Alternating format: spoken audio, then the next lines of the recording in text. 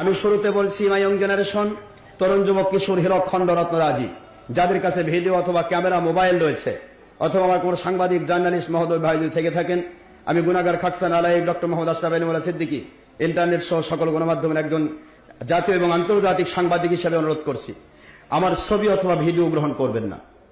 মাহফিল আল্লাহর কালামের মাহফিল, এটা ইবাদতের স্থান। ইবাদত আল্লাহকে দেখানোর জিনিস, মানুষ দেখানোর কিছু নেই। ইবাদত যদি আল্লাহকে দেখানোর জন্য হয় সেটা হবে ইবাদত, আর মানুষকে দেখানোর নিয়ত করলে হবে সেটা রিয়া, আর রিয়া ও শিরকুন খফি। রিয়া হবে সত্যিকার শিরক, আর শিরক যদি কেউ করে তার আমল কবুল হবে না। এই জন্য আমি স্বতঃস্ফূর্তভাবে আমি আমার হাজার হাজার ওয়াজ ইন্টারনেটে রয়েছে, আপনারা আমার নাম ধরলে পাবেন। এখনো এই মাহফিলটা আমরা রেডিও লাইভ দিয়েছি, রেডিও লাইভ চলছে সারা পৃথিবী। এ পর্যন্ত প্রায় 218 দেশ থেকে আমাদের লাইভ হয়েছে, আলহামদুলিল্লাহ জোরে বলে। পৃথিবীতে এমন কোন দেশ নেই, বাংলাদেশের এমন কোন ডিস্ট্রিক্ট নেই যে ডিস্ট্রিক্ট থেকে আমাদের আলোচনা মানুষ শোনে না। এখানে তো দেখানোর কিছু নেই বাবাজি। ইবাদত দেখাবো মালিককে, বান্দাকে শোনাবো, আল্লাহ পাক দয়া করে বান্দার ভিতরে হেদায়েত ঢেলে দিবেন, জোরে বলুন সুবহানাল্লাহ। এটা হবে, এটা it's my last and first target, আমার জিন্দগির কাজ এটা।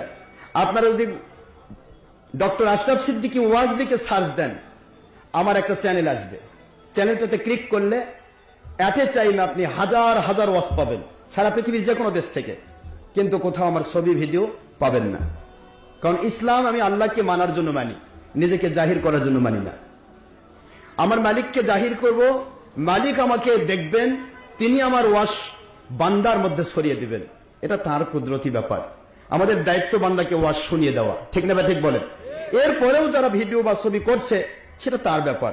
লা তাজিরু ওয়াজিরাতুন বিজরা উখরা, আমার মালিক বলেছেন পৃথিবীর কারো গুনার দায় কেউ গ্রহণ করবে না, যার গুনার ভার সে বহন করবে, ঠিক না ঠিক।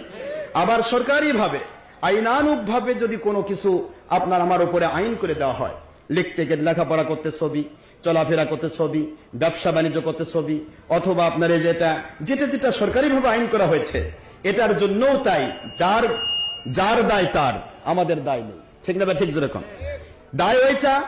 আপনাকে যদি আমি খুন করি তাহলে আপনি খুনি হবেন না, খুনি কে হবে? আমি হব। কথা বলেন না কেন? তাহলে খুনি হয়ে আমি জাহান্নামে যাব, আপনি মাজলুম হিসেবে যদি ইমানের হালতে মরেন শহীদি মর্যাদা পেয়ে জান্নাতে যাবেন। কিন্তু আপনি যদি নিজেকেই নিজে খুন করেন এটা হবে অপরাধ। এটা কি হবে বাবাজি? এটা অপরাধ হবে, এটা হবে আত্মহত্যা। এই জন্য আমি গুনার ক্ষেত্রটা ঠিক এভাবে নেই, মানুষের ভুল ত্রুটি থাকবে, টু আর হিউম্যান, মানুষের ভুল ত্রুটি বেয়াদবি গোস্তাখি থাকবে, তবে সেটা যদি ভুল মনে করে